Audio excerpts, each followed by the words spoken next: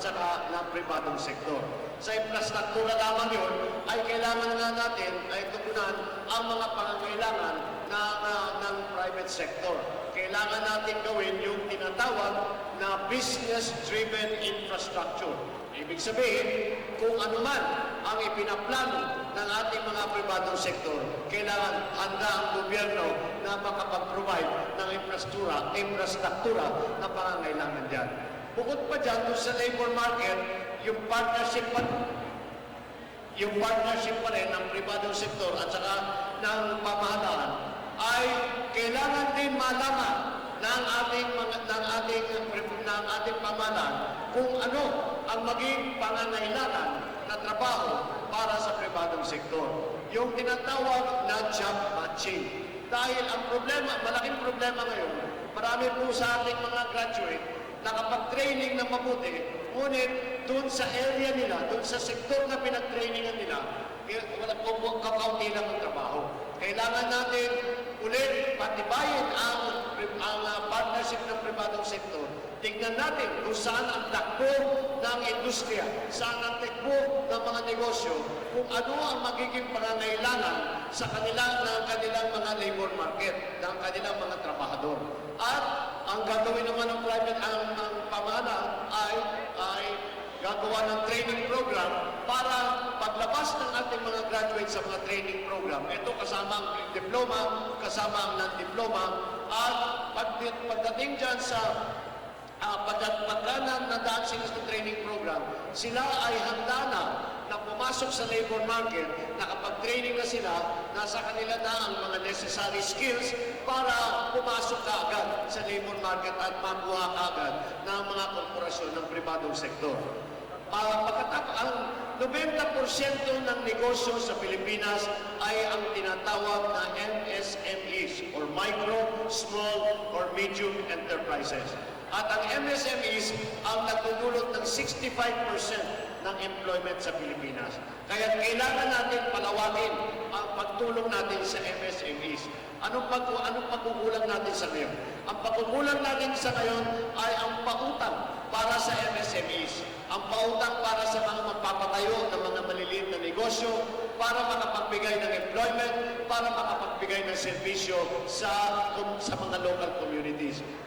Kailangan magpadala ng pautang, pati ng training. Dahil ang mga MSMEs ay bago pa lang.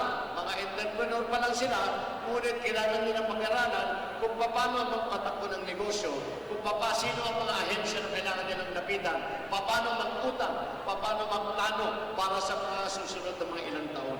Ito ang ating mga proposal dyan sa pagkahinaharap natin ang problema sa kakulangan ng trabaho.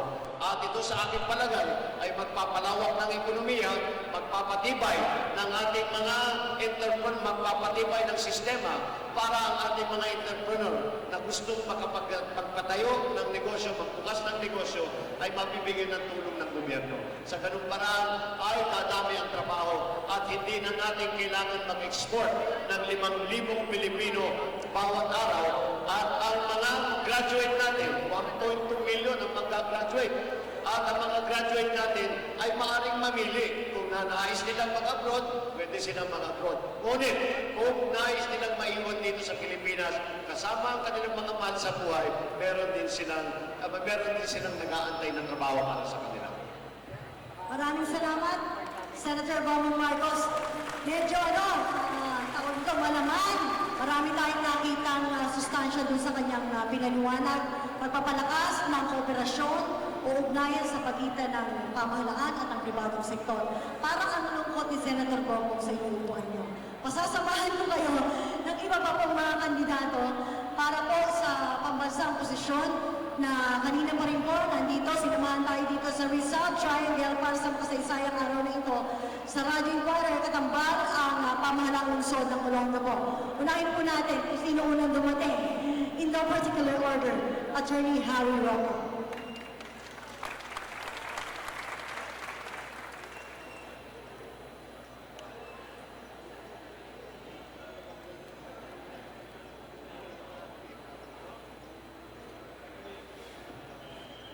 And next, si Palamir, halos magkasunod eh.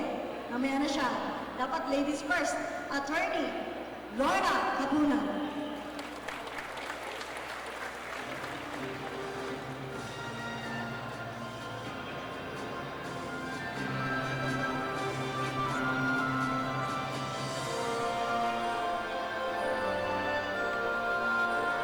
At Suki, Suki si Attorney Harry Roque, si Attorney Lorna, hindi ko alam kung nagawin na rito.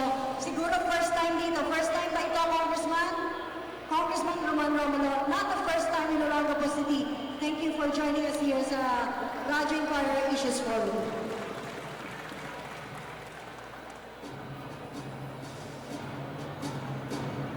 Okay. So maliban po kay Senator Bongbong Marcos, marami na kayong matatanong. Pero unahin na po muna natin ang ating mga panelists dito. Ang aming pong boss sa Radyo Inquirer, si Jake Madrazo at ang aking kasamang mamamahayag doon pa. Nasuki ng Olongapo City, sinimula ng aril dito sa Pinatubo. Nung pumutok ang Pinatubo noong 1990s. Sir Jake, your question to Senator Bongbong. Senator Bongbong, ito direct to the point na tanong po ito sapagkat ang Vice Presidente po ay spare tire. Spare tire ang Presidente. Pag kayo po inahalal, ano ang unang-unang gagawin ninyo? Unang-una, hindi ko tanggap na spare tire ang isang Vice President.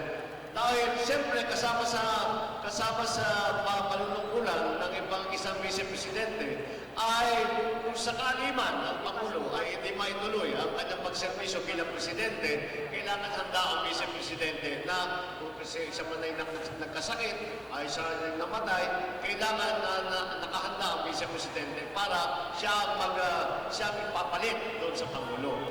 Ngunit, nakakaiba ang sistema dito sa Pilipinas. Ang sistema dito sa Pilipinas, hiwalay ang pag-alam ng Pangulo at saka ng pangalawang Pangulo. Kaya ang pangalawang Pangulo ay may sariling mandato na nanggaling sa tao. Kaya naman, ang aking sinasabi, hindi ko naman siguro matatanggap na hinalala mo upang magantay lang ng heart attack. Para magantay lang na may mangyari sa aking Pangulo. Ay hindi naman siguro ako binoto ng taong bayan para walang gagawin kundi magantay. Kaya kahit pa paano, gagawin ko itinatawag i-maximize ko yung aking pag-upo bilang Vice Presidente. Ang unang kong gagawin pagka naproklama na, bago pa habang Vice President elect pala, alam na natin ang Pangulo, ang una kong gagawin, pupuntahan ko ang aking Pangulo at magre-report ako. At sasabihin ko, I am your Vice President, I am here, I am ready to work with you to forge a partnership for the betterment of the Filipino people. At sa aking palagay ay ang pagkakaisa ay isa sa pinaka-importante, pinakamahalagang hakbang para masulong na natin ang mga pagbabago, ang mga progreso na inaantay ng taong bayan sa atin. Ira, bago ang tanong mo, may panukala ko sa audience. Meron tayong floor director si former Zambales Governor Vic Magsaysay. At sa tingin ko tama naman, tumayo daw po ang tatanungin para makita lalo ng ating kabulungan. Baka na gusto niyong tumayo sa pagsagot niya mamaya sa nanong. Tumayo. Oo, para makita raw kayo lalo. Alam niyo naman si Govic, di ba? O Ira, tanong mo.